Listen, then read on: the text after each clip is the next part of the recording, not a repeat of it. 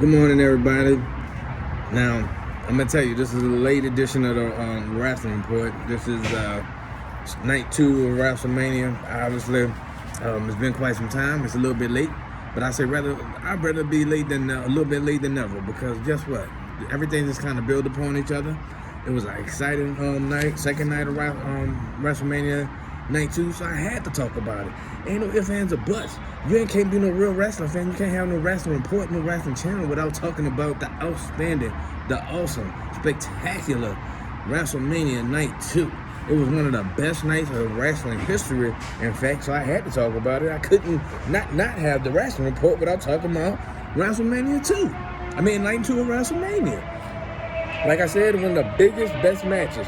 With that said, we're going to go through this briefly. It's not going to be a long report because you probably already know the results, but I'm going to give you my personal insights on what I saw and what I see coming up next. We're going to talk about Raw. We're going to talk about SmackDown. We got a whole bunch of stuff we got to get caught up on this week. With that said, we're going to talk about WrestleMania early on. First match. Seth Rollins. Seth Rollins was against Drew McIntyre. Drew McIntyre came out with that old Braveheart.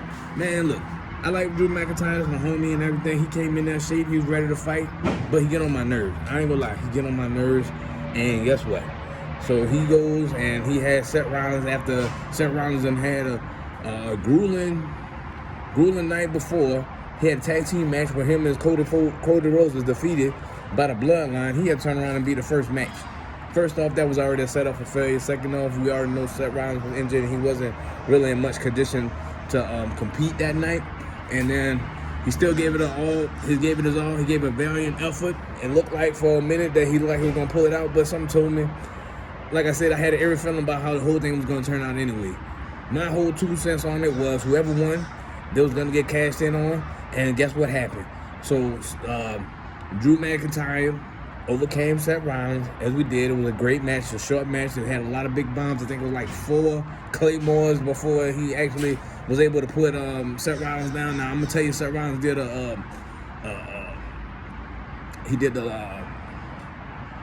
dang, man, what's that move? You know, when like that Triple H move.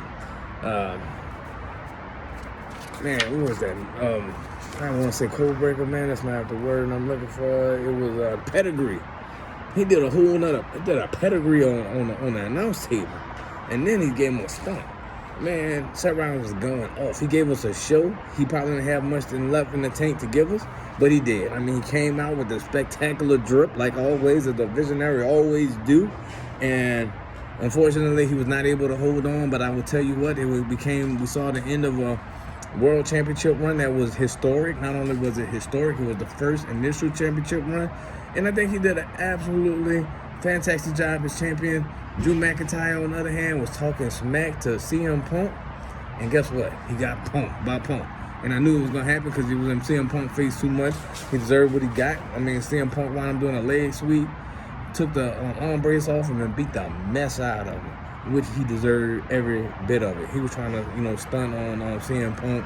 And as I suspected, after I seen that attack and he had him down, we heard the music for Judgment Day, and Damian Priest did what he's supposed to do. Cashed in at WrestleMania, just like Seth Rollins did, which I found that to be pretty ironic. But he wound up being champion, and Damian Priest, after a very... they lost the tag team championship. They didn't have Judgment Day didn't have a good first night at all. So obviously they had to show put Judgment Day back on top, and now they got Damian Priest and Miami is men and women's world champions, which, like I said, I think they're going to be a good, strong faction, but I see some cracks in the armor. I got a couple of little theories on that. We'll talk about that more as we get into the when we get into the Raw report. The next match was the Final Testament against the faction they call the Pride. The Pride is Bobby Lashley and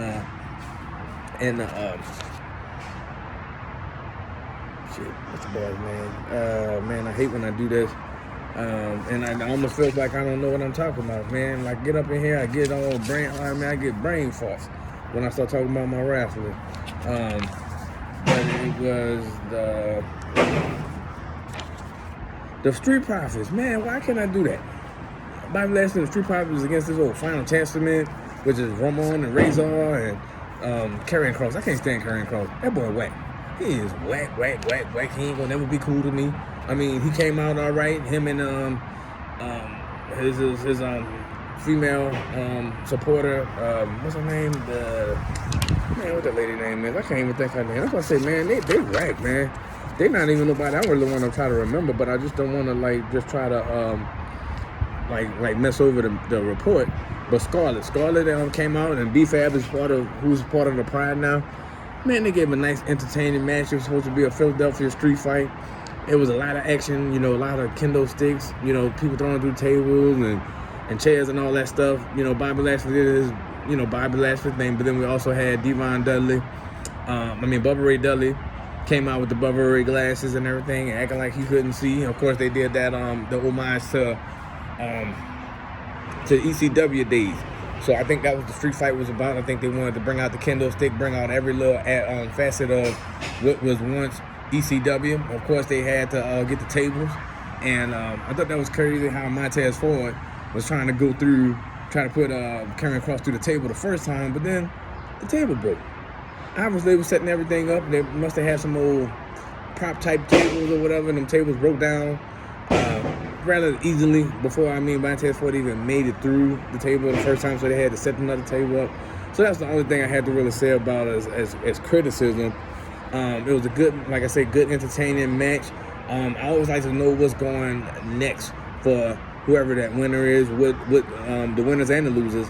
Looks like Karrion Kross is, I think he should get buried unless he do a massive comeback with him and his little crew. I think they really, I don't like the Testament at all. I don't like Testament. I don't like Karrion Kross. That's just me. I probably, I don't want to try to bury nobody. I want everybody to make it, but I'm just not a Karrion Kross fan, period. That's all it is. Bobby Lashley, on the other hand, I think he deserves being consideration for a championship. I don't know if it's U.S. title. He's kind of in the middle between a U.S. championship and a Universal Championship picture or the World Championship picture. I think moving him on Raw would be a better move. That's just me. I would try to take and try to get Lashley on Raw, get the Street Profits on Raw. Montez Ford is everybody's really high on, and D'Angelo Dawkins I feel like is working extremely hard to try to get to the next level. D'Angelo Dawkins kind of remind me of Trick Williams a little bit. Montez Ford got all the sizzle and everything, but D'Angelo Dawkins is a hard worker, and I think he's going to work his way up to. I think I see a Trick Williams tie to Ascension for him. With that said, the next match was LA Knight against AJ Styles. Now, LA Knight, yeah, a lot of people is really high. LA Knight is super over. He had a fantastic year leading up to WrestleMania. In fact, I think he had a pretty good showing at the Royal Rumble. And hey, him and AJ Styles, they were in the Elimination Chamber. That looked like that rivalry is starting. It looks like AJ Styles is trying to be a heel. I love AJ Styles being a heel. We need a little bit more viciousness from him. We're gonna talk more about that LA Knight and AJ Styles feud, because that did came back. Like I said, I'm a little bit late, so if you saw SmackDown, you already know that they have some things cooking between them two. Got a big match coming up. We're gonna talk about how we got there. But either way, LA Knight and AJ Styles had a really physical match. It was a great match as far as physicality goes. My highlight on that match was this move. I think LA Knight jumped to the top of the rope, and they did a German suplex off the top rope. Now, I tell you what, I give LA Knight credit for jumping and making the move, but I also give AJ Styles for selling the move. AJ Styles did a great job of selling. That was probably one of the most spectacular spots of that particular match. It looked like for a while AJ Styles was going to bust him up, but however, LA Knight wound up getting out on top, and he hit the BFT, and man, he got rid of one of his nemesis. At least right now, it looks like it's a nemesis. But no, I never had a feeling that this thing was over. They still got a lot of meat left on the bone with this particular rivalry. Looks like like I said, there's going to be. I didn't think that was going to be the end of the story with those guys. I do feel like there was a pretty intense physical match. Those guys, I think a lot of times when you watch wrestling, you know, styles make matches, and that wasn't a pun intended, but yeah, styles do make matches. And I tell you what, Styles and LA Knight put on the show. Like I said, I still think there's some more meat off on the bone with that. And LA Knight came out with the victories. Everyone probably should know at this point. But like I said, I don't like LA Knight. He's over. He's a face. Just because you're a face and just because you're over with the fans, that don't mean I gotta like you. That don't mean I gotta sit there and be cheering for you, LA Knight. I mean, I like how the fans react to him. But if you gave me an option, I would boo his butt. Boo, I don't like LA Knight, man. He trying to be too much of everybody else. He trying to be The Rock, trying to be Stone Cold. He got swagger. Don't get me wrong. He got that old school swagger, but I just don't like him personally. I think he'll be a better heel, but that's just me. The next match was awesome, man. It was the United States Championship.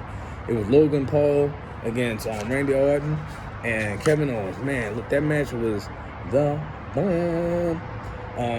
There was prior to that, there was a tribute to Bray Wyatt. Unfortunately, Bray Wyatt didn't.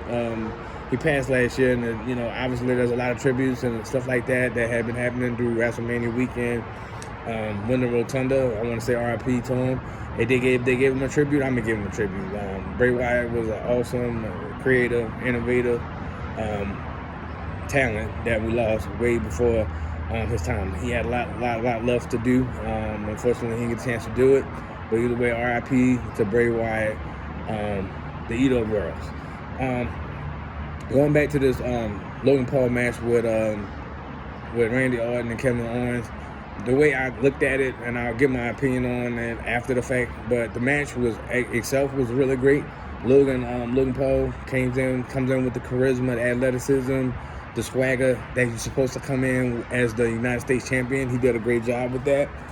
It was an awesome match. You know, I was waiting. You know, it looked like Owens and Orton, they took their turns beating up on Logan Paul, and eventually they had to get in the match because it was a three-way match. Somebody had to win, right? They was fighting for the championship. So, of course, them two getting into it obviously opened up plenty of opportunities for Logan Paul to come through. A couple of RKOs out of nowhere, a couple of nail falls here and there. Man, it was a great action-packed match. I love Kevin Owens. I thought Randy Orton and them did a great job, and I thought they did an excellent job of elevating Logan Paul as a champion. They made him look great. When like I said, Logan Paul wound up getting the victory. I mean, he did some old mess where I think he took advantage of RKO and wound up getting the pinfall advantage with a frog splash. I mean, that was a pretty athletic, high, beautiful frog splash to get the win. He took that RKO, but he wound up putting a frog splash on Kevin Owens. Kevin Owens wound up losing the match. The reason why I wound up saying this is that I think they did an excellent job of elevating Logan Paul. I think they're trying to really push Logan Paul. He come on, he's like a fish in water as the way he took to the WWE. I didn't see Orton fighting for no United States Championship, and I didn't see Kevin Owens fighting for the United States Championship. I'm not saying this beneath them. I mean, if anybody was going to get that United States Champion out of those two, I saw Kevin Owens, but I just didn't see Kevin Owens as United States Championship caliber material. They got some. I think I actually made a TikTok and I actually gave a prediction on who the next United States champion. If you want to start following me on TikTok, by the way, it's a shameless plug for my TikTok, but the Wrestling Report is also going to be on TikTok. I did a quick little video on SmackDown, and I gave my personal opinion about who I think is going to be the next United States champion. Let me know your thoughts on that. By all means, get into the comment section if y'all got any comments about anything I've said so far, any of my opinions. By all means, I'm open to all of them. The next match, which was probably the second best match of the night to me, was Io Sky against Bayley. Bayley came out with her music. Bayley came out with the pop, but Bayley also came out with the swag too. She came out with the new haircut, the new gear, and Bayley looked like she was ready to roll, man. She looked like she was in shape. When I saw her coming back with damage control and all that, I was not really super impressed. It looked like Bayley was in the process of still like kind of get right, and it took like a good while for her to get right. And she showed up to WrestleMania. Guess what? She was right when she got there. Man, she had some athleticism. She had a little move to her. I like how Bayley was moving, and the match itself was great. Io Sky is a technician. She's probably one of the best female technicians in the game right now. Asuka, I mean, there's a lot of talent coming from the Japanese Asian segment of the ladies side of the things. You know, I love Asuka. Io Sky is one superstar who I think needed that championship, but also she showed who she was. I mean, obviously she's a great heel. The Damage Control faction looks like they're still going to be a formidable faction, but I thought they did a great job of staying back. But also, I think Io Sky did a great job of, like I said, working on the knee. I mean, she took advantage of some old injuries, and like I said, she worked as a technician. She found a weak spot on Bayley. She worked on that leg. That there had a lot of great counters to a lot of finishing moves throughout the match.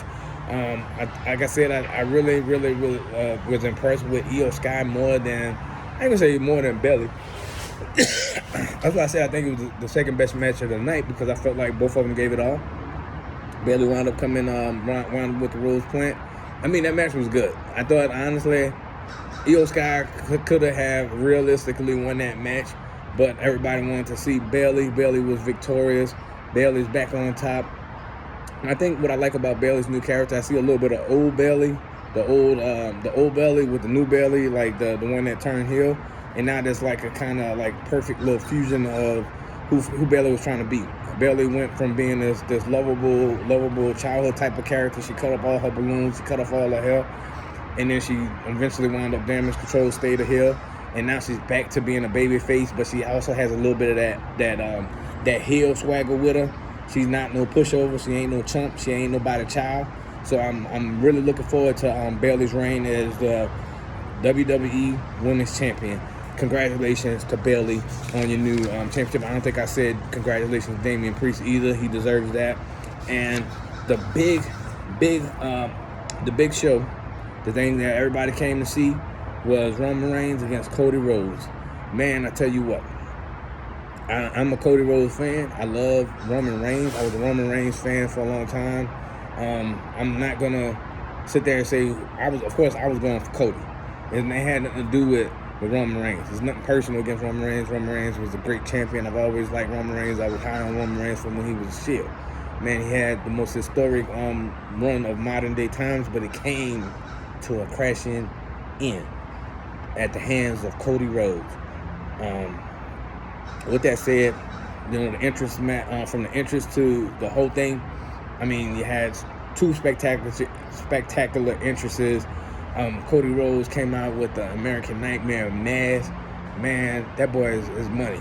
Because I'm sure everybody's like, oh, where can I get that mask now? I'm sure it's going to be on WWE Shop. There's going to probably be a cheaper version of that thing out there. I'm telling you, man, Cody is a marketer. He's a marketing genius. The American Nightmare, the Bloodline.